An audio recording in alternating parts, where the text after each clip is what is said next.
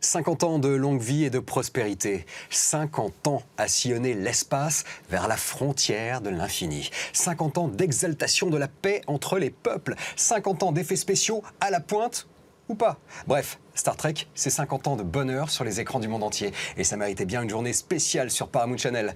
Pour nous accompagner, deux monuments de la télé française, Igor et Grishka. Merci d'être avec nous pour ce buzz spécial Star Trek. Oui, merci, c'est un immense plaisir pour nous de retrouver Star Trek et de retrouver quelques éclats de Temps X qui a reflété Temps X. Évidemment, c'était aussi le premier moment de diffusion de Star Trek. Alors c'est une émotion très forte pour nous. Le bonheur est partagé. Également avec nous, Pascal Pinto, auteur, journaliste, spécialiste des effets spéciaux, auteur d'un bouquin, Effets spéciaux, 2 siècles d'histoire. Il est dans les kiosques, il marche bien. Il marche bien, oui, merci. Et Patrice Giraud, un autre spécialiste des effets spéciaux, on ne te présente presque plus, auteur de Génération SF et de 3 autres bouquins à venir. Voilà. Aujourd'hui, on va parler du succès universel de Star Trek. Pourquoi, après des débuts un peu difficiles, on l'a vu dans nos premiers buzz, pourquoi ça a fait écho comme ça dans le cœur des gens? Pourquoi Star Trek, 50 ans après, on en parle encore? C'est quand même incroyable. La vision de Roddenberry, à la fois liée à la science-fiction, qui est quelque part un aspect, une vision ludique, comme Star Wars, c'est de voir des vaisseaux, des tenues différentes, Spock. Ça attire les gens, donc au moins c'est vraiment radicalement différent de tout le reste de tout ce qui est à la télévision. Donc en 66, c'était un objet, je dirais que c'était un ovni pour la télé. Et puis derrière ça, finalement, il y a un véritable thème avec l'amitié des personnages. Et puis surtout, il y a une adhérence, je dirais, du public à cette série, car ça traitait de véritables problèmes de la société américaine. Mais comme c'était de la science-fiction, là, les lobbies, les groupuscules qui pouvaient râler, comme c'était de la science-fiction, ils ne regardaient pas. Et donc, ça permettait à Roddenberry de parler de problèmes de racisme, d'avortement, de ségrégation, des droits de l'homme, de la guerre, de la paix. Et donc, le mix général, ça plaît au public. Voilà. C'est une tradition d'ailleurs dans la télévision américaine, puisque la 4e dimension, qui avait également été diffusée dans le cadre de Temps X, était aussi pour Rod Serling, le créateur de cette magnifique série, l'occasion de parler par le biais du fantastique et de la science-fiction de tous les grands problèmes de société.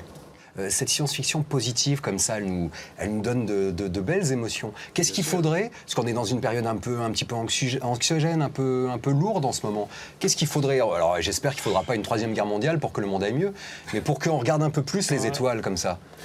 Mais au fond, est-ce qu'on trouve ça dans la science-fiction? Au fond, on peut repasser à nouveau par le filtre de Star Trek pour répondre à la question judicieuse que tu poses. Une société évolue par la critique de ses propres traditions. À partir de là, on a quelque chose qui ressemble à une évolution. Star Trek a critiqué, mais de manière extrêmement intelligente, les propres traditions de la société américaine et donc quelque part plutôt mondiale d'ailleurs de l'époque. Et en redonnant, à partir de là, un élan qui nous projetait vers un avenir heureux, un avenir pacifié, un avenir positif. En fait, si je rapproche ça d'un message plus profond qui permettra de répondre à la question que tu soulevais tout à l'heure, le message profond de très grands philosophes, comme par exemple Platon. Platon, lui, il nous dessine un monde qui permet d'unifier les 3 grandes vertus qui font de l'être humain un être pleinement humain et un être civilisateur, encore plus que civilisé, c'est le beau, le bien et le vrai. Le sentiment esthétique dont parlait tout à l'heure Patrice, c'est le beau. Le sentiment éthique, c'est le bien qui est porté en permanence par cette série et par les personnages qui l'animent. Et puis, il y a le vrai, la vérité, c'est-à-dire le sentiment métaphysique. Et là, aujourd'hui, j'ai tendance à penser que ce message qui est à l'époque daté, on dit 50 ans de Star Trek, qui nous donne évidemment 50 ans de message, eh bien en fait il ne l'est pas. Il ne l'est pas parce qu'il traverse le temps. Il est en quelque sorte diachronique. Et il nous projette mais c'est vrai, il nous projette aujourd'hui dans une dimension où nous retrouvons intacte cette vertu platonicienne, cette sphère platonicienne, cette hypersphère en quelque sorte, qui va permettre de raccorder ces 3 grands, on va dire, quartiers de la civilisation humaine du futur. Pour que cela devienne une réalité, il faudra, comme le disait Pascal à un autre moment dans nos conversations de l'époque de Temps X, mais aujourd'hui aussi, il faudra réconcilier notre compréhension de l'autre à travers précisément ce filtre du beau, du bien et du vrai. Vive Star Trek, parce qu'il nous a donné pour la première fois, et de manière très sensible, moi j'ai des frissons quand je pense à l'émotion que j'ai eue la première fois que j'ai découvert Star Trek. Parce que j'ai vu ça. J'ai vu cette espèce d'élan qui m'a emporté au-delà de ma propre frontière. Pas seulement au-delà de la frontière de l'univers, mais la frontière de mes propres réseaux éthiques, de mes propres raisonnements. Ça nous transcende. Ça nous Star Trek. transcende, Eh oui. ça nous permet d'atteindre l'autre nous-mêmes. Et cet autre nous-mêmes, c'est celui qui, demain, caractérisera l'humanité. Et d'ailleurs, il faut se rappeler que le pilote de Star Trek avait été intitulé par Gene Roddenberry Wagons to the Stars, c'est-à-dire que c'était l'esprit des pionniers, c'était le chariot des pionniers qui partaient à la découverte du nouveau monde. Et c'est cet esprit aussi de pionniers américains, mais au-delà universel, qui anime la série. Et c'est aussi l'esprit de solidarité. Parce que dans Star Trek, c'est un team, c'est une équipe. Et chacun des membres de cette équipe est conscient de la présence de l'autre et veut le protéger. Et de l'importance de l'autre. Et donc tout ça, ça forme un ensemble. Et finalement, bon, Enterprise, c'est quoi? C'est la représentation symbolique de l'humanité. Hein, c'est un vaisseau, c'est l'Arche de Noé d'une certaine manière. Et elle contient toute l'humanité avec ses valeurs.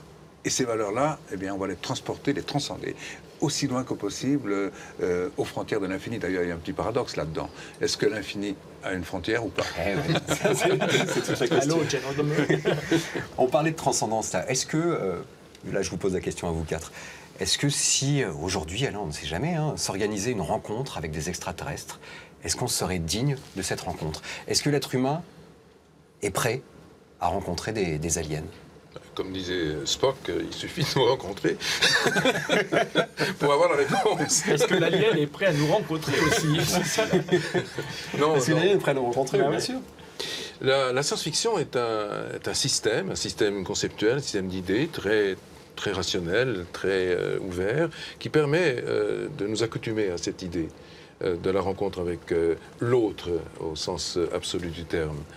Et au fond, nous sommes aujourd'hui probablement beaucoup plus près de cette rencontre, près dans les deux sens d'ailleurs, près ET, mais près ES, de cette rencontre qu'on ne l'était il y a 50 ans, à l'époque de la naissance de Star Trek, et a fortiori il y a 100 ans.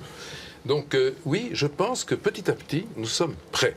Pourquoi? Parce qu'on sait que nous sommes dans un décor, aujourd'hui, notre galaxie, décor avec 400 milliards pratiquement d'étoiles, 400 milliards de systèmes solaires. Si on considère qu'un système solaire sur 1000 contient une planète dite habitable, avec des êtres qui peut-être prospèrent sur ces planètes, eh bien, ça nous donne 400 millions de chances dans notre seule galaxie. Et il y a au moins 100 milliards de galaxies dans le grand univers.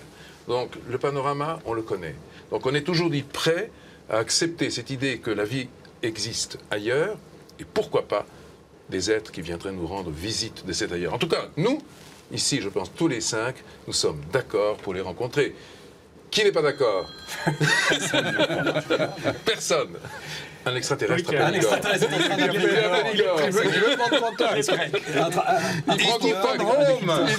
Il dit, c'est lui. N'oublions pas que quand cette émission sera diffusée, ces ondes vont voyager au travers de l'espace, Ah oui. et que d'ici quelques années, peut-être d'ici quelques dizaines d'années, peut-être un extraterrestre sur son canapé dira « Oui, je ne suis pas tout à fait d'accord avec leurs idées » en écoutant son traducteur universel. Donc finalement, allez, ce qu'on peut dire pour résumer, et puis pour clore cette magnifique journée à laquelle vous nous avez fait le bonheur d'assister, Star Trek, c'est l'espoir en fait, c'est la paix, c'est l'acceptation de l'autre, tout simplement. Ah mais c'est ça, c'est Star Trek, c'est l'avenir, c'est l'espoir, c'est l'acceptation évidemment de l'autre, c'est l'acceptation de valeurs qui nous sont étrangères, a priori, mais qu'on intègre, et qui à partir de là deviennent les nôtres. Et je pense que Star Trek, c'est en effet ce que nous n'avons pas dit, mais que nous avons pu dire, c'est un facteur de civilisation. En ce qui nous concerne, c'est comme ça qu'on le vit et qu'on l'aime. Ah, ce Oui, sera, c'est intéressant d'ailleurs le mot de la fin. de juste le mot de la fin à propos de Star Trek et de Star Wars, parce qu'il y a Star dedans, Bien sûr. les étoiles, le grand rêve stellaire. Oui, Star Trek, c'est Star Trek, mais c'est aussi, par opposition à Star Wars, il y a là un concept encore d'opposition et de guerre, c'est Star for Peace. Je le vois de manière Les étoiles tellement pour la intégrée, les étoiles pour la paix. Merci Grishka, merci Igor, merci beaucoup d'avoir été avec nous. Merci Pascal, merci Patrice. Merci. C'est la fin de cette journée spéciale Star Trek. Merci à vous de l'avoir regardé. On se retrouve bientôt sur Paramount Channel. Et d'ici là, eh bien, longue vie et prospérité. Attention.